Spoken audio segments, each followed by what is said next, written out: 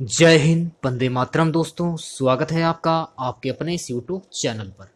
आज के इस वीडियो में जो आपका IBACIO का 18 फरवरी 2021 में सेकंड शिफ्ट में एग्जाम कंडक्ट कराया गया है, उन्हीं क्वेश्चन पेपर पे डिस्कस करेंगे इनमें कौन कौन से क्वेश्चन पूछे गए।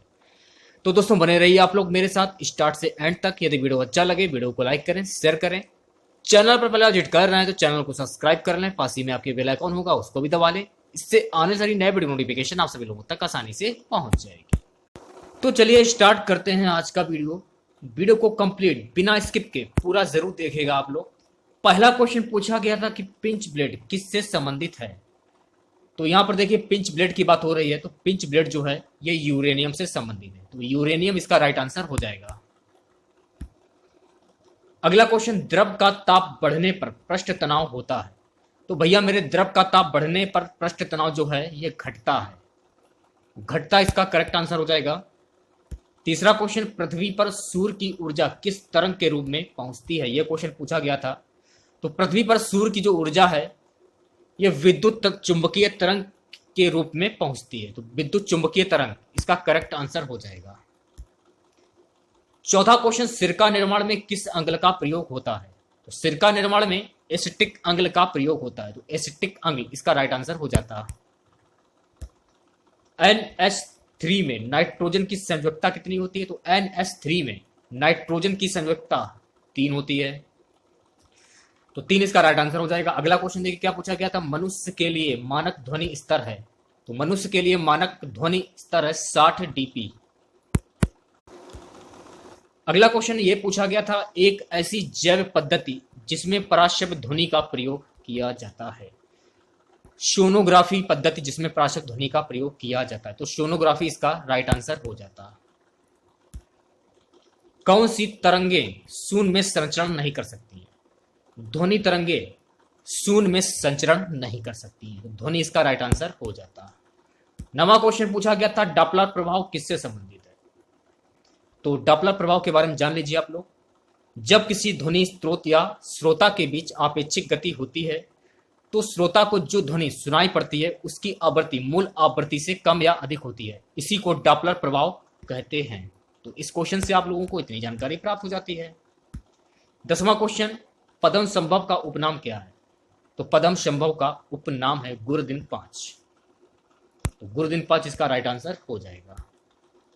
11वां क्वेश्चन, वह राज्य जो प्रधानमंत्री स्वनिधि योजना को लागू करने वाला पहला राज्य बन गया है। उत्तर प्रदेश राज्य ऐसा राज्य बन गया है जो कि जहां पर प्रधानमंत्री स्वनिधि योजना को लागू करने वाला पहला यह राज्य बन गया है, तो उत्तर प्रदेश इसका राइट आंसर हो जाता। अगला क्वेश्चन, हाल ही में किस देश ने हरिवंश राय बच्चन के नाम पर चौराहे का नाम रखा है। हाल ही में पोलैंड ने हरिवंश राय बच्चन के नाम पर चौराहे का नाम रखा है, तो पोलैंड इसका राइट आंसर हो जाता। अंतरराष्ट्रीय भारोत्तोलन महासंघ IWF के अंतरिम अध्यक्ष के रूप में किसे चुना गया है। अंतरराष्ट्रीय भारोत्तोलन महासंघ IWF के अंतरिम अध्यक्ष के रूप में डॉक्टर माइकल ईरानी को चुना गया है, तो डॉक्टर माइकल ईरानी इसका राइट आंसर हो जाता। 14वां question, global hunger index report 2020 में किस देश को प्रथम स्थान प्राप्त हुआ है। ग्लोबल हंगर इंडेक्स रिपोर्ट 2020 में बेलारूस को प्रथम स्थान प्राप्त हुआ है, तो बेलारूस इसका राइट आंसर हो जाएगा। 15वां क्वेश्चन, नीति आयोग का अध्यक्ष कौन होता है। तो नीति आयोग का अध्यक्ष होता है प्रधानमंत्री, तो प्रधानमंत्री इसका राइट आंसर हो जाता। 16वां क्वेश्चन, अकबर के शासनकाल में सेना प्रमुख कौन था। तो अकबर के शासनकाल में सेना प्रमुख था मीर बख्शी, तो मीर बख्शी इसका राइट आंसर हो जाता। 17वां क्वेश्चन, बांदीपुर राष्ट्रीय प्राणी उद्यान कहां पर है। बांदीपुर राष्ट्रीय प्राणी उद्यान यह कर्नाटक में स्थित है, तो कर्नाटक इसका राइट आंसर हो जाता। अगला क्वेश्चन देखिए क्या पूछा गया था, कांगेर घाटी नेशनल पार्क कहां पर स्थित है। तो कांगेर घाटी नेशनल पार्क ये छत्तीसगढ़ में स्थित है, छत्तीसगढ़ इसका राइट आंसर हो जाता। 19वां क्वेश्चन, 2019 में उद्योग में किसे पद्म विभूषण दिया गया था। तो 2019 में उद्योग में शांति नारायण विदेशी उद्योग उद्यम तकनीक के क्षेत्र में दिया गया था, शांति नारायण इसका राइट आंसर हो जाता। 20वां क्वेश्चन, अशोक लवासा वर्तमान में किस बैंक के हेड हैं। अशोक लवासा वर्तमान में ADB एशियन डेवलपमेंट बैंक के हेड हैं, तो ADB एशियन डेवलपमेंट इसका राइट आंसर हो जाता। जल जीवन योजना से संबंधित प्रश्न था एक। देखिए, जल जीवन योजना के बारे में समझ लीजिए आप लोग। जल जीवन मिशन की घोषणा प्रधानमंत्री मोदी ने 15 अगस्त 2019 को की थी। यह मिशन भारत के सभी दूर संदूर गांवों के हर घर तक शुद्ध पेयजल पहुंचाने का लक्ष्य 2024 तक पूरा करेगा। जल जीवन मिशन को सफलतापूर्वक पूरा करने के लिए केंद्र, राज्य और केंद्र शासित प्रदेश मिलकर काम करेंगे। इस क्वेश्चन से आप लोगों को इतनी जानकारी प्राप्त हो जाती है।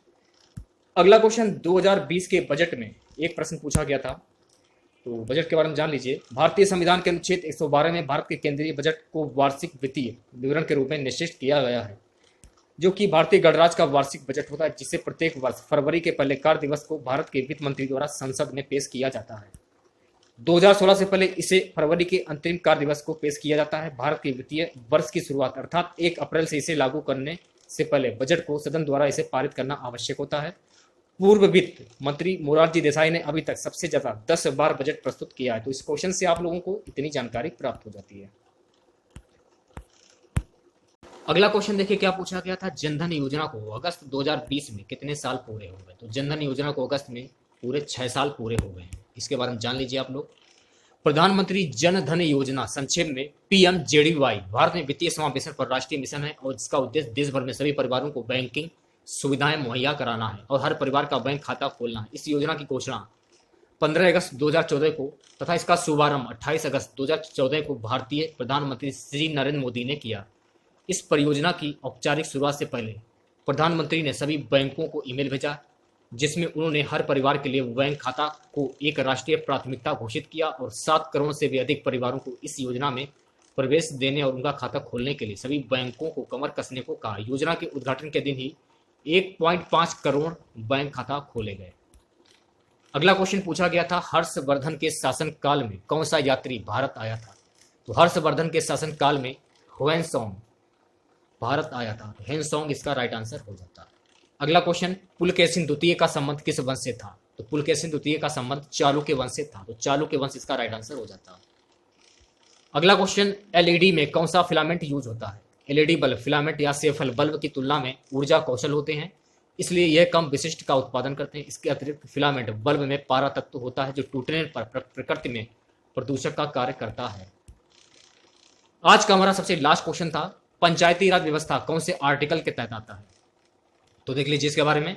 73वें संविधान संशोधन अधिनियम की विशेषताएं, भाग 9 में पंचायती नामक शीर्षक के तहत अनुच्छेद 243, 24 और 243 2430 पंचायती राज से संबंधित उपबंध है। ग्राम सभा गांव के स्तर पर उन शक्तियों का उपयोग कर सकती हैं और वे कार्य कर सकती हैं जैसा राज्य विधानमंडल भी निर्धारित करे। तो आज की वीडियो में बस इतना ही। आशा करते हैं आज का वीडियो सभी लोगों को पसंद आया होगा। सेकंड शिफ्ट और फर्स्ट शिफ्ट का वीडियो पाने के लिए आप हमारे चैनल को सब्सक्राइब कर लें, क्योंकि अगले वीडियो में मैं आपको फर्स्ट शिफ्ट और सेकंड के शिफ्ट के क्वेश्चन प्रोवाइड कराने वाला हूँ।